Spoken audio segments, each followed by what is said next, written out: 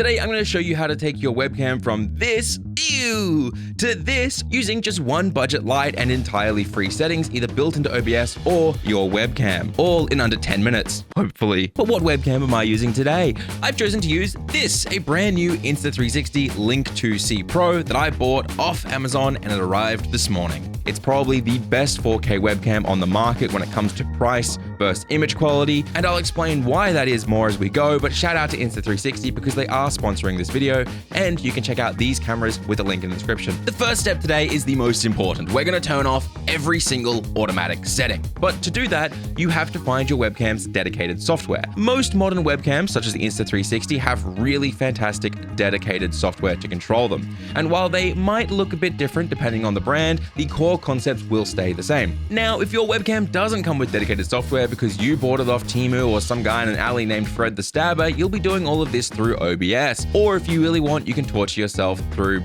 Streamlabs. Either way, let's add a video source to OBS. So we go to sources, click add source, add new video source, and you have your webcam. If you can't see your webcam and you definitely have it plugged in, then you might have it open and being previewed in a different place. For example, I can see mine in the Insta360 software. So if I turn that preview off, deactivate and activate the OBS source, and ta-da, I can now see it. Now let's drag this to fill the entire screen, or right click, transform, click fit to screen. You'll see it doesn't look great. In fact, the technical term for this is ass, or absolute silly shit. This isn't the webcam's fault, this is your room's fault. To fix this, let's first set our resolution and FPS. Right-click the camera source in OBS, go to Properties, and change default to Custom. Now you can edit the resolution to either be 4K or 1920 by 1080 or 720p. If you plan to crop into your camera for a nicer shot like we'll do later in this video or zoom in later in editing, then 4K or 1080p is probably the best resolution for you. But it is more intensive on your PC, so I recommend 720p for most people. Next is FPS. You might be tempted with your little tech boy gamer brain to set this to the highest, but that can cause lag and some issues with your frames, while also not being necessary at all. So instead, set this to match the source, or since I'm sat at my desk gaming, 30 FPS. Plus, most webcams don't do 60 FPS at higher resolutions, so that solves the problem for you. But if you do want higher FPS, the Link 2C Pro does 1080 60 FPS, which can be very nice. Next, you're going to go to either your dedicated software to control your exposure and everything else, or if you're using OBS, you'll double-click the camera source and click Configure Video,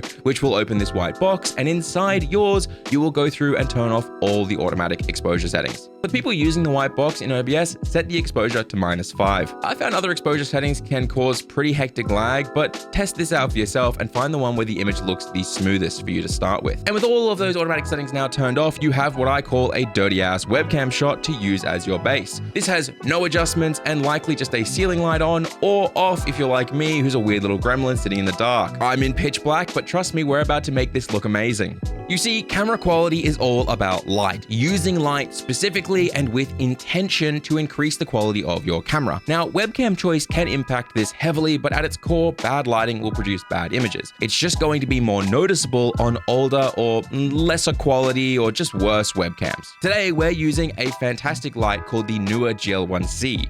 It is an amazing key light that does 2800 lumens, which is nice and bright. It has perfect color accurate temperatures from 3000 to 7000 Kelvin, and it's also full RGB while working with a Stream Deck from my phone, desktop controlled, you name it. It's also got buttons on the back. It's fantastic. I'll link this and 2 more budget options below in the description for you to check out. Now, when I'm gaming, my monitor is right in front of me. As you can see, I'm looking at it right now. So I'm going to place my single light high in front and off to the side above my cameras. I would say it's about a meter or more away from me. And the light is actually angled across my face. The reason is because if I placed it directly in front, there would be no shadows, meaning I'd look flat.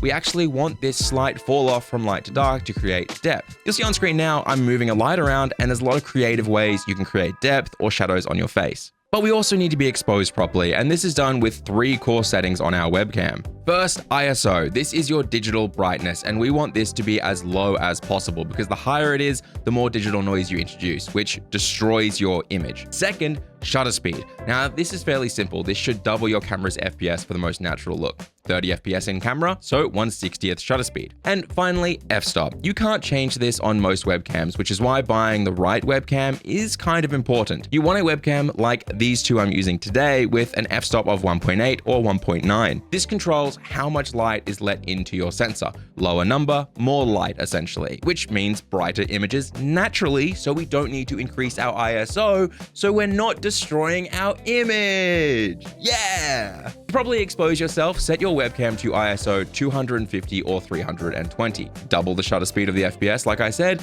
and then turn your light on and slowly raise it up until you aren't too dark but aren't too light.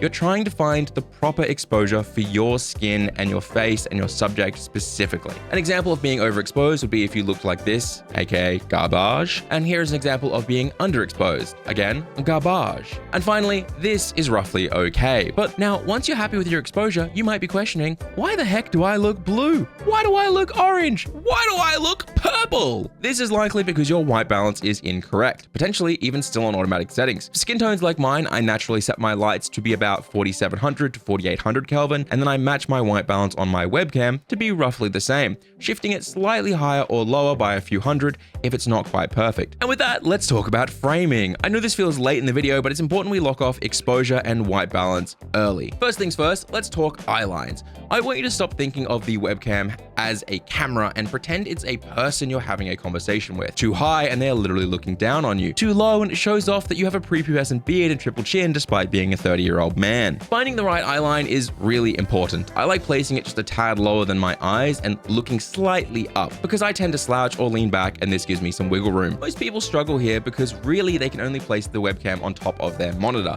But I use what's called a magic arm. This one's by Small Rig, and it is connected to a little pole on the back of my desk, and I can really just place it wherever I want. I'll link this one and longer ones down below. They're fantastic. With that, we need to consider angle. If my main monitor is here and my Twitch chat is over here, well then I want my angle to be slightly off center so that I have some depth and I don't feel flat again. And when I look over at my Twitch chat or anything else on my side monitor, I'm crossing my eye line like this, which makes it a little bit better than if I suddenly turned all the way over here to a different monitor. And with that, it's time to set up your background.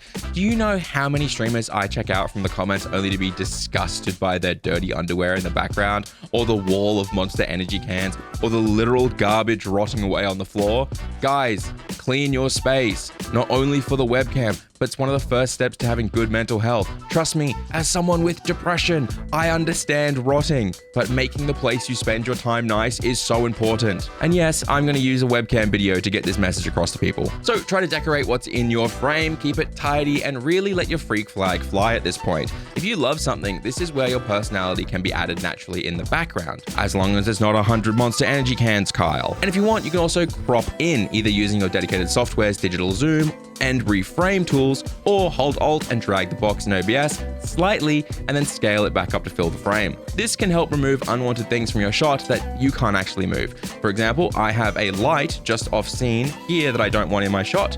And honestly, next time I probably would remove this air conditioning unit. But even after all of this, your background might be a little bit bland, or maybe you're blending into it and feel like it's hard to focus on you. The best way to separate yourself is with depth of field. If this was a mirrorless or DSLR camera like you're looking at now, you'd likely get a lot of blur or depth of field. But because webcams are wide angle, it's very difficult to get depth out of them. You could add digital blur, but I try not to use those because they take PC resources that are better spent elsewhere, especially when recording content for YouTube or Twitch. And also, they often don't look natural. So instead, I add depth with color and light. With background lighting, we have accent lights, such as this Squirtle and Twitch sign, or we have fill lights like these Philips Hue colored lamps that I use, all of which I will link down below. The colored lamps help to brighten my background, and as long as I don't wear a matching color, they also separate me from that background. As you can see, there's a lot of red all around me, and I'm wearing a dark blue. But you might notice an issue with your accent lights, such as the Twitch or the Squirtle. They look overexposed and blown out.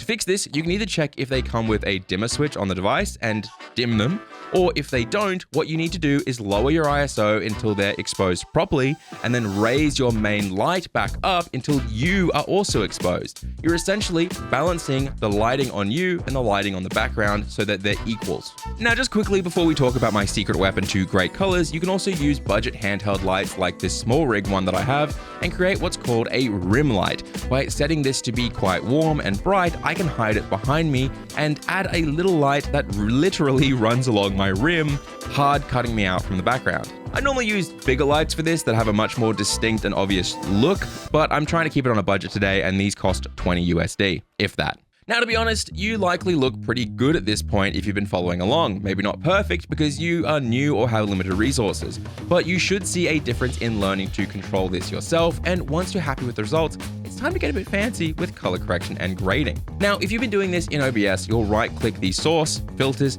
add a color correction filter. If you're using dedicated software, likely the settings are all in that. For example, brightness. This is self-explanatory. It brightens the whole image, but I try not to use this at all because it also washes the colors and the contrast of the image out. Contrast. It shifts the lights and the darks apart, making it more punchy.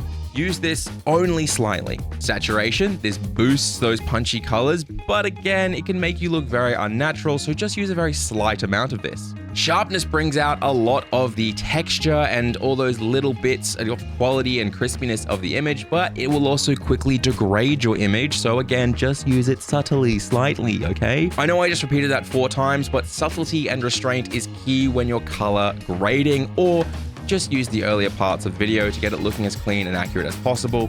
And then you can add a LUT to do all the work for you. A LUT or lookup table, these are pre-designed stylized looks to make your image, well, stylized. I use my own LUT that I built, but you can grab any online with some links in the description, and then you go to OBS, you add a filter, add a LUT, pick your LUT, and oh god, I look like shit. So we lower the intensity of this until we look, just a little bit better and improved without pushing it too hard. And with that, let's look at the before and the after. Damn, it looks good. And both the Insta360 Link 2 Pro and 2C Pro are 25% off right now. Plus, the first 10 orders who use my code get a free tripod. So check out the links in the description to buy them today. See you guys next week.